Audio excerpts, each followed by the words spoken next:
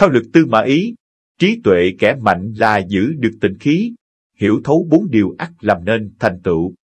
Không nên lấy cứng chọi cứng với những kẻ ngu xuẩn, mà học cách cúi đầu. Tư Mã Ý quan niệm. Tư Mã Ý nổi danh là một người tài trí thông minh, biết tiến lùi, biết tiến vừa đủ, đúng lúc. Từ bài học cuộc đời của ông, người ta có được 4 đúc kết tâm đắc sau để làm nên thành tựu. 1. Xem thất bại không có gì phải đau buồn, cũng không có gì xấu hổ. Có vậy mới có thể thật sự cười đến cuối cùng. Trong cách nuôi dạy con cái, Tư Mã Ý có một triết lý giáo dục riêng, rất đáng học hỏi.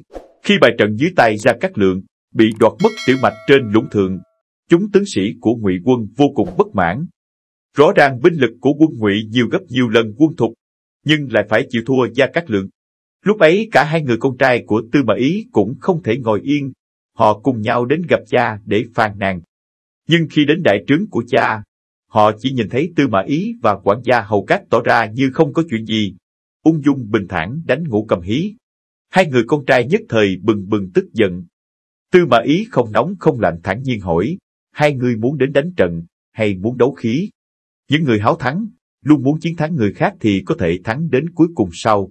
Đánh trận, trước tiên phải học thiện bại, xem thất bại không có gì đau buồn cũng không có gì xấu hổ, mới có thể thật sự cười đến cuối cùng. 2. Không thể hèn nhát, càng không thể không học hỏi và kính trọng đối thủ của mình. Sau khi Tào Duệ chết, Tào Sảng mở mang thế lực, hoành hành bá đạo, độc đoán chuyên quyền. Một tay thao túng thăng chức cho Tư Mã Ý làm thái phó, nhưng thực ra là muốn kiểm soát và loại bỏ quyền lực của ông trong triều đình. Đối mặt với hành động không ngừng ép buộc người khác của Tào Sảng, học trò của Tư Mã Ý là Chung Hội liên tục đến cửa khuyên ngăn ông. Thầy thực sự cam tâm ngồi ở vị trí thái phó này sao? Lời khuyên ngăn ấy một mặt nào đó cũng thể hiện được tham vọng to lớn của Chung Hội. Hy vọng Tư Mã Ý sẽ tranh đấu cùng Tào Sảng, đoạt lại vị trí của sĩ tộc trong triều đình. Nhưng Tư Mã Ý lại bất vi sở động. Ông lấy ví dụ của Dương Tu mà tìm lời khuyên Chung Hội, rằng không nên lặp lại sai lầm. Một người không thể hèn nhát, nhưng càng không thể không biết học hỏi và kính trọng đối thủ của mình. Một câu nói ấy đã chỉ rõ rằng Tư Mã Ý sẽ không cùng Tào Sảng tính toán. Nguyên nhân không phải do hèn yếu, mà là vì trong lòng ông còn giữ được một phần tôn kính. 3. Bước đi trên con đường rộng lớn sẽ không có kẻ địch, chỉ nhìn thấy bằng hữu và những người thầy. Trong cuộc đời mình, Tư Mã Ý có 2 đối thủ lớn nhất. Một trong số đó là Dương Tu, đối thủ khi ông còn phụ tá Tào Phi. Nhưng sau khi giải được ý tứ kê lặc, lường gà của Tào Tháo, Dương Tu đã bị Tào Tháo phán tội chết. Vậy mà Tư Mã Ý vẫn chủ động xin đi gặp mặt Dương Tu. Tào Tháo hỏi vì sao? Ông đã trả lời rằng, bước đi trên con đường rộng lớn này không có kẻ địch, chỉ nhìn thấy bằng hữu và những người thầy. Một lời nói chân thành của Tư Mã Ý quả nhiên đã làm động lòng Tào Tháo, cũng làm cho Tào Tháo cảm kích ông tận đáy lòng.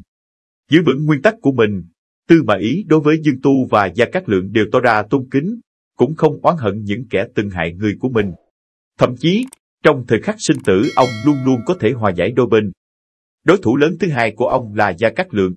Sau khi Gia Cát Lượng vì bệnh mà mất ở Ngũ Trượng Nguyên, Tư Mã Ý đã đích thân đến doanh trướng thuộc quân, nơi Gia Cát Lượng từng ở lúc sinh thời. Tại đây, ông đã dùng nước thay rượu kính Khổng Minh. Đôi mắt tràn lệ, ông đã bày tỏ tấm lòng thành của mình. Nếu như con trai ông không kịp thời nhắc nhở rằng phía sau là tướng sĩ của Đại Ngụy, có lẽ Tư Mã Ý đã quỳ xuống bái tế rồi. Tư Mã Ý ca ngợi Khổng Minh rằng, ngài một đời thanh bạch giống như nước, mặc dù chúng ta đã là kẻ địch 6 năm, nhưng ta vẫn luôn coi ngài là tri âm. Khổng Minh, hãy để ta gọi ngài 2 tiếng, tiên sinh. Sau khi Tào Duệ chết, nam sủng của Tào Duệ là Tích Tà bị bắt vào ngục. Tư Mã Ý là người duy nhất đi thăm Tích Tà, cho dù ông ta từng vì Tào Duệ mà gây ra không ít phiền phức cho ông. Tư Mã Ý đã dùng tấm lòng để độ lượng, lại vì trân trọng tấm lòng tận trung của Tích Tà nên đã mang cho ông ta một bộ y phục, để ông ta có thể giữ lại sự tôn nghiêm cuối cùng trước khi bước vào cửa tử. Tích Tà nhắc nhở Tư Mã Ý rằng, Tào Sảng tuổi trẻ ngông cuồng, vội vàng muốn chiến ngôi cao, e rằng nửa đời sau của Tư Mã Ý cũng sẽ rơi vào chốn ngục tù. Nhưng Tư Mã Ý đã trả lời rằng, ta sẽ không tranh đấu cùng người khác.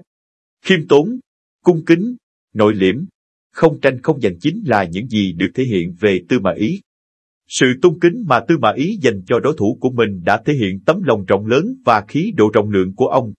Trong công việc nên biết cách học hỏi đối phương, tôn trọng đối phương, bởi vì sự tồn tại của họ giúp chúng ta hoàn thiện hơn, càng khiến cho chúng ta có thêm nhiều tiến bộ. 4. Không nên lấy cứng chọi cứng với những kẻ ngu xuẩn, mà học cách cúi đầu. Trong phim, Tào Sảng thường xuyên lấn lướt Tư Mã Ý, sau lại nuôi ý định chiếm đoạt quyền lực của họ Tư Mã, ép buộc Quách Thái Hậu chuyển cung để tiện thực hiện mưu đồ khống chế Ấu Đế.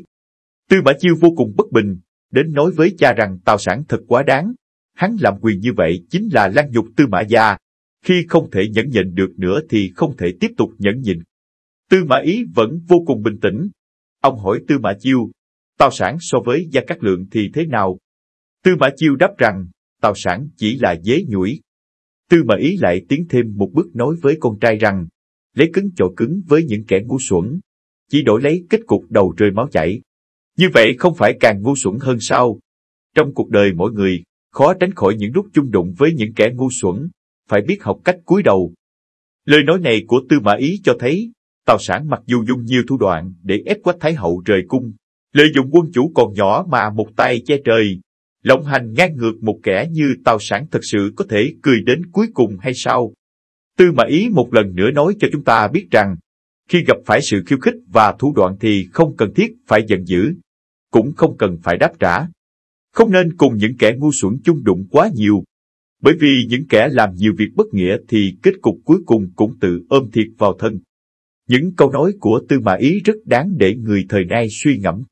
Bất luận là tình yêu, sự nghiệp, cuộc sống hay cách giáo dục con cái, cách nhìn nhận Tư Mã Ý đều ẩn chứa nhiều đạo lý thâm sâu.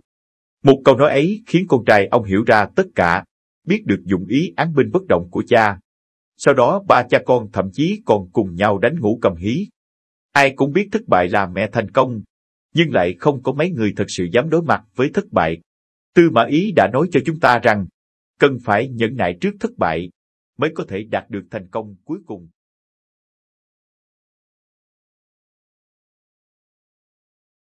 Video chúng tôi đến đây là kết thúc. Cảm ơn tất cả các bạn đã quan tâm tới Xe Hay V88 và theo dõi video của chúng tôi. Đừng quên like, share và đăng ký kênh. Đặc biệt đừng quên bật chuông để theo dõi những video khác nhanh nhất. Một lần nữa xin cảm ơn tất cả các bạn.